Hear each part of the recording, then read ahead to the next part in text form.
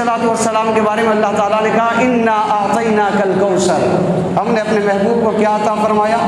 الکوثر عطا فرمایا۔ یہاں جتنے لوگ ہیں سب کو یہ صورت یاد ہوگی، قرآن مجید کی سب سے چھوٹی صورت ہے، ہم نے اپنے محبوب کو الکوثر عطا فرمایا۔ اب الکوثر کو جب مفسرین نے تفسیر کی تو کہا ای الخیر کلہ، یہ جو کوثر ہے اس کا مطلب کیا ہے؟ اللہ تعالیٰ نے اپنے محبوب کو ہر خیر کا کل عطا فرمایا، ای الخیر کلہ یعنی ہر خیر کا کل عطا فرمایا۔ اب اللہ تبارک و تعالیٰ نے لفظ جو استعمال کیا وہ کوثر کا لفظ استعمال کیا۔ کوثر یہ کیا ہے؟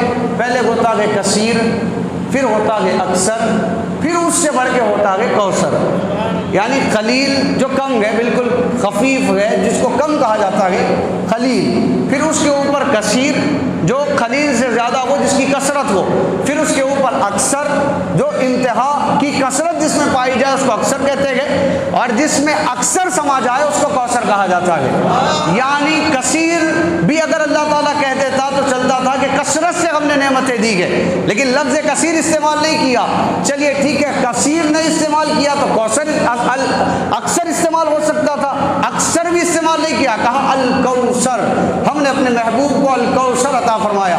اب یہ قرآن مجید کی اصطلاح ہے، قرآن کتنا فصیح اور بلیغ اللہ تبارک و تعالیٰ نے بلاغت کے ساتھ اس کو نازل فرمایا۔ قرآن مجید میں دوسری جگہ اللہ تعالیٰ ارشاد فرماتا ہے قل متاع الدنیا قلیل، یہ جو دنیا کی مال و متاع ہے، یہ متاع دنیا ہے، یہ بالکل قلیل ہے۔ اللہ تعالیٰ کہتا ہے کہ یہ قلیل ہے۔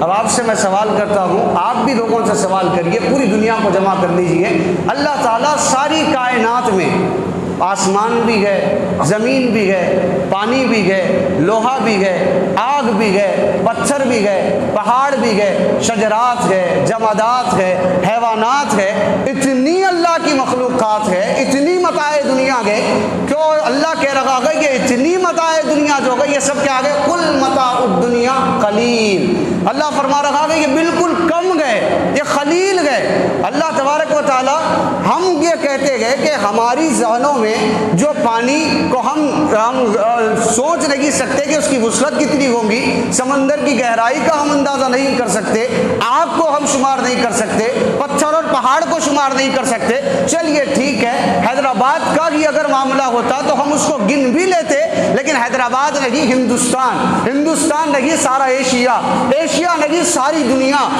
دنیا ایسی ہے، دنیا والے گھومنے کی کوشش کرتے گئے، سائنس ترقی کر کر آسمان تک تو جاتی ہے، لیکن زمین کو ناپنے کی کوشش کی، آج تک ناپ نہیں سکی، آسمان کا تعاقب کرنے کی کوشش کی، آسمان کا محاسبہ نہیں کیا جا سکا۔ جب اتنی دنیا 14 صدیاں بیتنے تک بھی کوششیں کرتی رہی، سمجھنے کی کوشش کرتی رہی، جب ہم ایک چیز کو دیکھ لے کائنات میں لوگ آ گئے، اگر ہم گھر کے لوگے پر ہی اگر غور کریں گے تو گھر میں جتنا لوگ آ گئے اس کو گننا بھی مشکل ہوتا ہے، محلے کا تو پھر اور مشکل ہوگا، شہر کا اور مشکل ہوگا، پھر ایک ملک کا اور مشکل ہوگا، ساری دنیا کا تو تصور بھی کرنا مشکل ہے، اتنی چیزیں ہے کہ جس کو شمار ہی نہیں کیا جا سکتا۔ اللہ فرما رہا ہے کہ یہ ساری متاع دنیا تم شمار نہیں کر سکتے ہوں گے، لیکن مجھ رب کے نزدیک یہ قلیل ہے۔ اللہ کہہ رہا ہے کل متاع الدنیا قلیل، یہ بالکل چھوٹی چیز، اتنا کم ہے، قلیل اللہ فرما رہا ہے۔ تو سوچئے جس اللہ کا خلیل عقل میں نہیں آتا، جس اللہ کے خلیل کو پوری دنیا مل کر شمار کرنا چاہے تو بھی شمار نہیں کر سکتی، جتنی کوششیں کر لے، کتابیں پڑھ لے، پوری دنیا میں ہر سسٹم کو اگر آپ دیکھ لیں گے تو کسی میں اتنی طاقت نہیں ہے کہ اللہ کے خلیل کو شمار کر سکے۔ وہی اللہ فرماتا ہے یہ تو میرا خلیل ہے جس کو تم شمار نہیں کر سکتے، تو تم میرے کثیر کو کیا شمار کرو گے؟ اور جب تم کثیر کو شمار نہیں کر سکتے تو پھر اکثر کو کیسے شمار کرو گے؟ اور جب تم اکثر کو شمار نہیں کر سکتے تو جو میں نے اپنے محبوب کو کوثر دیا ہے اس کو کیا شمار کر سکتے ہو؟ تو سب کو یہی کہنا پڑے گا مصطفیٰ کو جو نعمت کوثر عطا کی گئے وہ ہماری ذہنوں سے پرے گئے، ہم اس کو شمار کر نہیں سکتے۔ اللہ نے کیا عطا فرمایا؟ انا آتینا کل کوثر، تو اللہ کا جو خلیل ذہنوں میں نہیں آتا کوثر کو شمار کرنے کی اگر کوئی کوشش کرے تو کیا کہیں گے؟ یہ تو مکانہ حرکتیں گئے، یہ تو بے وقوفوں کی حرکتیں گئے، یہ تو جاہلوں کی حرکتیں گئے کہ اللہ ہی کہہ رکھا گئے بابا میرا خلیل تم نہیں شمار کر سکتے، تو اس کے خلیل کو جب شمار کرنا ممکن نہیں ہے اس کے کوثر کو کیا شمار کرنے کی کوششیں کریں گے؟ اعطیناک الکوثر۔ اگر یہ نہیں کہا جائے کہ اللہ تعالیٰ نے کوثر عطا، اب یہاں پر اگر لفظ کچھ اور استعمال ہوتا اعطینا کی بجائے کچھ اور ہوتا تو بحث کی جا سکتی ہے کہ حضور کے لیے نہیں آیا ہوگا یا نازل نہیں کیا ہوگا، اللہ کچھ اور کہنا چاہ رہا ہوگا، یہ بعد میں کہی جا سکتی تھی، لیکن اللہ نے کیا کہا؟ انا، بے شک ہم، اعطینا، عطا کیا، کا آپ کو، الکوثر۔ یہ ماننا پڑے گا کہ یہ قرآن جو نازل ہوا ہے وہ حضور پر نازل ہوا ہے، حضور کے علاوہ کسی اور پر نازل ہوا قرآن کی آیت کسی اور پر آئی ہے؟ کسی اور کو 4 صورتیں یا کسی اور کی طرف سے اللہ تعالیٰ نے دی ہے؟ نہیں، یہ سب ماننا ہوگا کہ الف لام میم، الحمد کی الف سے لے کر والناس کی سین تک سارا قرآن آمنہ کے لال کے سینے پر نازل ہوا ہے، یہ ماننا ہوگا۔ اگر یہ نہیں مانیں گے تو پھر سیدھا سیدھا اسلام کی دہلیز اس کو لات مار کر باہر کر دیتی ہے، یعنی وہ انسان مسلمان تو نہیں ہو سکتا، انسان ہو سکتا ہے، مسلمان نہیں ہو سکتا۔ جب یہ طے کر لیا کہ سارا قرآن حضور پر نازل ہوا ہے تو یہ آیت کریمہ بھی حضور پر ہی نازل ہوئی ہے، انا اعطیناک الکوثر، اے محبوب ہم نے آپ کو کوثر عطا فرمایا۔ تو یہاں پر حضور کی کثرت، اب کثرت کیسی؟ اب آپ دیکھیے حسن ہونے میں کثرت ہے یا حسن نہ ہونے میں خیر ہے، حسن ہونے میں خیر ہے یا حسن نہ ہونے میں خیر ہے؟ تو آپ کہیں گے کہ دل تو حسن والے کی طرف جاتا ہے، تو پتہ چلا کہ حسن ہونے میں خیر ہے، علم ہونے میں خیر ہے یا جہل ہونے میں خیر ہے؟ ہم کہیں گے کہ علم ہونے میں خیر ہے۔ اب آپ کوئی کہے کہ زندہ ہونے میں خیر ہے یا پھر زندہ نہ ہونے میں خیر ہے، ہر عقل مند یہی کہے گا کہ زندہ ہونے میں خیر ہے۔ تو جب یہ فیصلہ ہو گیا کہ حضور حسن میں خیر ہے تو اللہ تعالیٰ فرما رہا ہے ای الخیر کلہ، میں نے خیر کا کل اپنے محبوب کو عطا فرمایا۔ تو یہ ماننا ہوگا کہ اگر حسن میں خیر ہے تو سارا کا سارا حسن اللہ نے آمنہ کے لال کو عطا فرمایا ہے۔ اگر حسن میں خیر ہے، اگر حسن میں خیر ہے تو یہ ماننا ہوگا کہ سارے کا سارا حسن اللہ نے کس کو عطا فرمایا؟ آمنہ کے لال کو عطا فرمایا۔ اب یہی علم ہونے میں اگر خیر ہے تو پھر علم اگر اللہ نے اگر کائنات میں کسی کو عطا کیا تو سارا کا سارا علم محمد عربی کو عطا فرمایا گیا۔ اب اسی طریقے سے اگر اس کو کھولا جائے، تفصیل سے بیان کیا جائے تو کیا کیا ہی بیان کیا جائے کہ حضور کے حسن کے بارے میں۔ آپ جیسا حسین کائنات میں کوئی پیدا ہی نہیں ہوا، نہ ہو سکتا ہے، نہ قیامت تک کوئی آئے گا، نہ آپ سے پہلے آئے گا۔ یوسف بھی وہ گئے جو آپ کو دیکھنے کی تمنا کرتے رہے، یوسف کو دیکھ کر ایک زلیخا کی اور مصر کی عورتوں نے اپنے ہاتھ پر انگلیوں پر چھری چلا دی تھی۔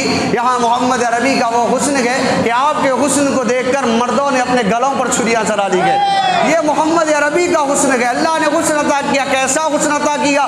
شک ہو سکتا تھا کہ یہ حسن ہے یا نہیں ہے، لیکن قرآن کی ہر آیت کو اللہ تبارک و تعالیٰ نے محمد عربی کے حسن کے لیے نازل کیا۔ چہرے کے بارے میں والضحیٰ کہا، زلفوں کے بارے میں واللیل کہا، سینے کے بارے میں الم نشرح لک صدرک کہا، آنکھوں کے بارے میں ما زاغ البصر کہا۔ مصطفیٰ کریم علیہ السلام کا سارا حسن اللہ تبارک و تعالیٰ نے بیان فرمایا۔ حضرت جابر روایت کرتے گئے میں مسجد نبوی کے صحن میں بیٹھا ہوا ہوں، 14ویں کی رات ہے، مصطفیٰ کا چہرہ ہے، میں کبھی چہرہ مصطفیٰ کو دیکھتا، کبھی آسمان کے چاند کو دیکھتا۔ 14ویں کا چاند تو چمکدار ہوتا ہے، ایسی وہ اپنی افق پر آ کر اپنی شعاعوں کو پوری دنیا کی طرف پھکیرتا ہے کہ اس کے حسن کے سامنے سب کچھ پھیکا نظر آتا ہے۔ وہ 14ویں کے چاند کی چمک کے پاس بیٹھ کر آمنہ کے لال تشریف فرما گئے۔ حضرت جابر بیٹھے گئے، کبھی حضور کے چہرے کو دیکھتے گئے، کبھی آسمان کے چاند کو دیکھتے گئے، کبھی حضور کے چہرے کو دیکھتے گئے، کبھی 14ویں کے چاند کو دیکھتے گئے۔ حضرت جابر سے حضور نے فرمایا اے جابر، کبھی تم مجھے تکتے ہو،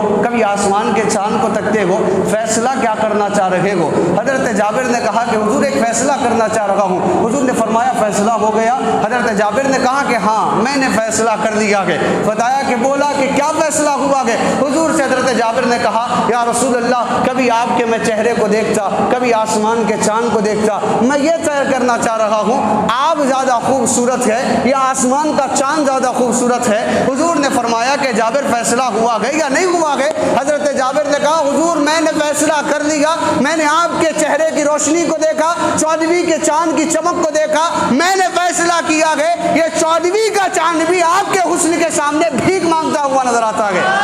یہ حضور کا حسن ہے۔ کیسا حسن؟ حضرت غسان ممبر پر کھڑے ہوئے کہا واحسن من قلم ترقت عینی، حضور آپ جیسا خوبصورت آج تک میری آنکھوں نے کسی کو دیکھا نہیں۔ واجمل من قلم تلد النساء، یا رسول اللہ ایسا خوبصورت آپ کو پیدا کیا ایسا بچہ کسی ماں نے جنا نہیں۔ فرمایا واجمل من قلم تلد النساء خلقت مبرئا من کل عیب، یا رسول اللہ اللہ نے آپ کو ہر عیب سے پاک کر کے پیدا فرمایا۔ کأنک قد خلقت کما تشاء، حضور آپ کو دیکھ کر یوں محسوس ہوتا ہے اللہ نے ویسا بنایا گیا جیسا آپ خود بننا چاہتے تھے، یعنی آپ کی مرضی کے مطابق آپ کو تخلیق کیا گیا۔ یہ حسن مصطفیٰ ہے۔